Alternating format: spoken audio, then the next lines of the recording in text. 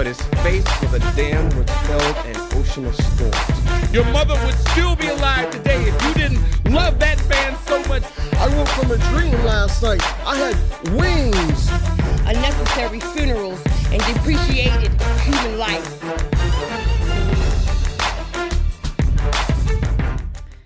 Thank you for watching Channel Austin. You're watching the East by Southeast Spoken Word Showcase, and I'm here with poet Susan Summers. How are you? I'm very well, thank you. Glad to have you on the show again. It's great to be back. So I saw you thumbing through a book that you brought with you. That's right. Okay, is this your first work? This is my first collection. Mm-hmm. It's Friends, Sins, and Possibilities, and it's illustrated by Lori Porter Kressinger and John Stewart's. I saw one of the pictures in the book, and it was really intriguing, and I think it's a great topic if you'd like to tell the audience about that. It's of course. A popular one, right? Yes, this is the first thing I ever submitted. I've been writing poems since I was 12, and this is the first thing I ever submitted to the Austin International Poetry Festival, and it was published. It's called Skinny Friends. So she has like all these friends. They're like really, really, really skinny, and then this nice curvy, voluptuous one over here. Right. So yeah, tell me about this piece. This was inspired by a friend of mine who is thin and lean, and she felt she was really being discriminated against. She's a single, beautiful woman and had a very lean figure, and she was not being invited out with the married women because of some jealousy and discrimination. Wow. And it was really sad. So I realized, skinny people have their issues too. We shouldn't judge. Absolutely. I actually have some friends that say that that are skinny, that people kind of tell them things like, you need to eat, or why aren't you eating? And and then you have people that are curvy and they're like, you need to lose weight. So you can't win. Yeah, that's all across the board. Are you going to be sharing that piece today? I read it last year, and Okay. I decided I would include it again this year because it's a popular favorite. Okay, awesome. So let's say one of our viewers are out there and they hear your piece and they want to know more. How can they get a hold of more of you and this book? Well, thanks for asking. I'm at tidalpoolpoet.com, Tidal, like the tide, because I write a lot of stuff about the ocean. I lived in Florida for 15 years. Well, thank you so much. I'm glad you're here to share your art with us. Well, thank you. Austin, Texas, Susan Summers. Welcome. I'm your tidal pool poet. Come sit with me by the tidal pool, my dear. We'll share a poem, a laugh, a tear. The sea keeps sorting and rearranging, so don't become attached to your patch of sand. Feel the rhythm of the moon and tide, be full of life and ever changing.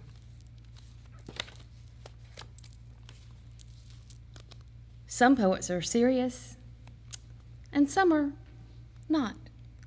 I am your dreaded housewife poet, inspired by Dr. Seuss. I make my poems fast and loose. I spent too much time doing dishes and not enough living my wishes, but now is my time to invest in some rhyme. Corny, desperate, horny, lazy, uptight, and crazy. All of this and something more. I don't want to be Dinah Shore. Oh no, I've given away my age, and now you must flee before my rage. It's been bottled up so long because I've been so sweet, like a love song.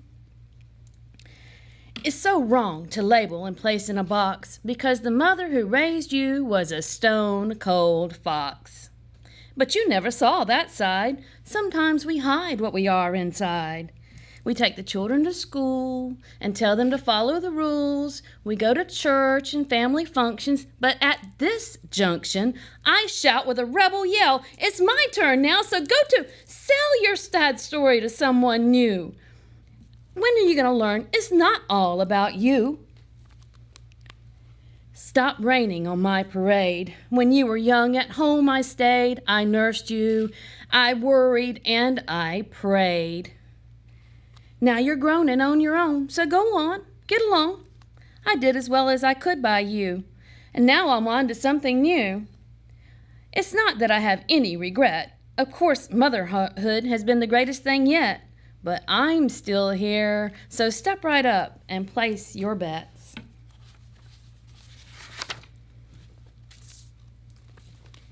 Eve serves pie. I got your peach and apple pie with passion juice on the side. I got my mouth a-watering and feeling alive. Was it a mango that tempted Eve, or she just wanted to be free?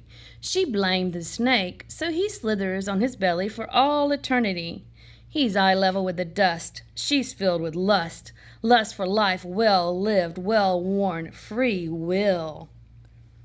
She refused to sit and just stand still. It was not a curse, but the most shining hour. Eve was smart. She went for the power. It was a setup from the start. She only played her part. Serve up some of that forbidden fruit pie, dear, and roasted serpent on the side. Old Satan, he lied. We have nothing to hide, and you have nothing to fear.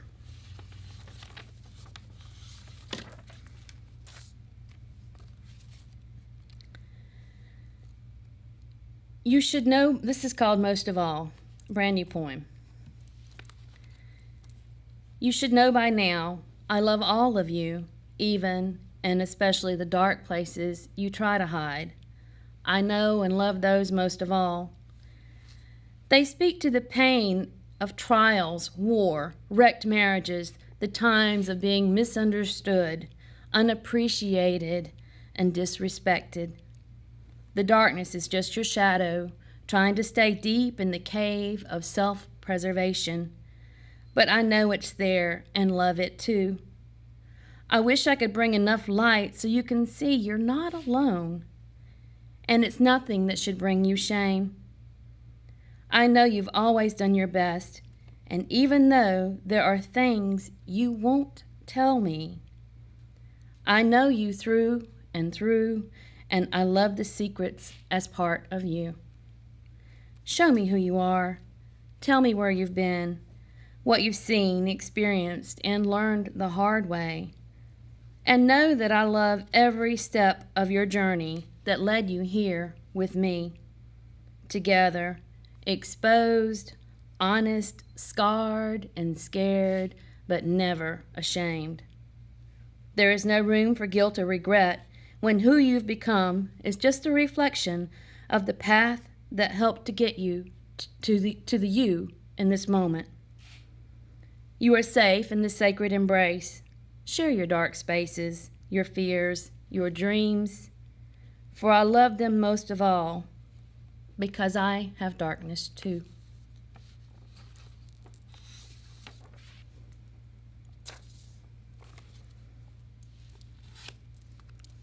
And this is Skinny Friends. Do not hate your skinny friends and disparage them for being thin. Some work hard to stay so lean, and others are simply born that way. In either case, they're not mean. And how judgmental we all become when we get a little wider waist, and we rush to judge our skinny friends and forget to see clearly in our haste that skinny people have troubles too, and they don't take it out on you, even if you gain a pound or two. The world can sure discriminate and turn our love to jealous hate, and skinny ones are not left out, and they are surely talked about. Plumper wives distrust their husbands' eyes and look for flaws and even tell lies. And the skinny ones may feel all alone, misunderstood and lonely to the bone. It's not their skinny that makes us fat. It's not their something that we lack. We're just padded to absorb life's blows, and we all have issues, heaven knows. So when you see your skinny friends around, don't let their size get you down. Invite them in for tea instead. Just put extra butter on their bread.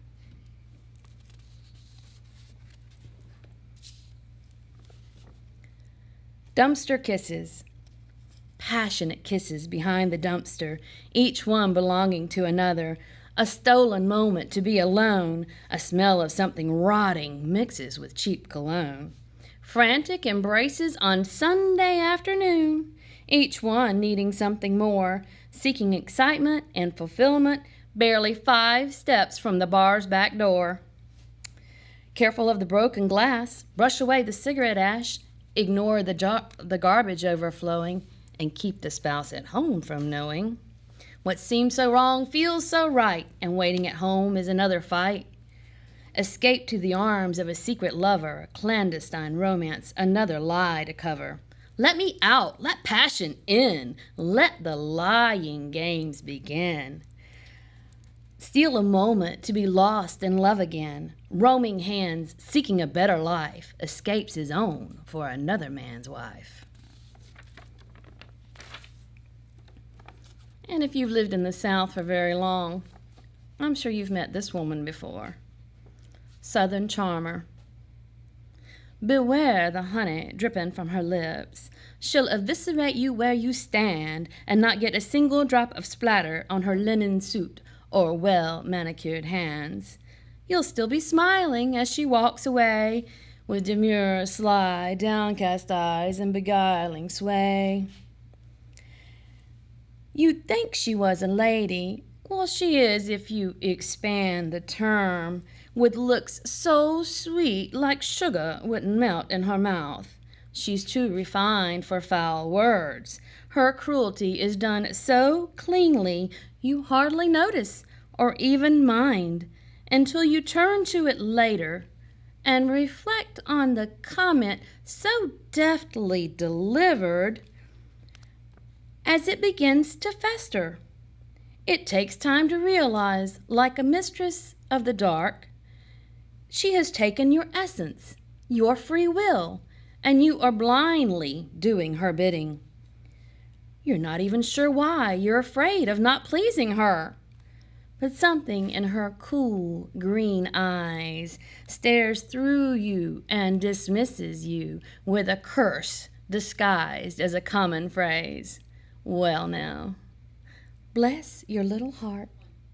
And bless your heart for sharing my poetry with me. I'm Susan Bell Summers at TitlePoolPoet.com.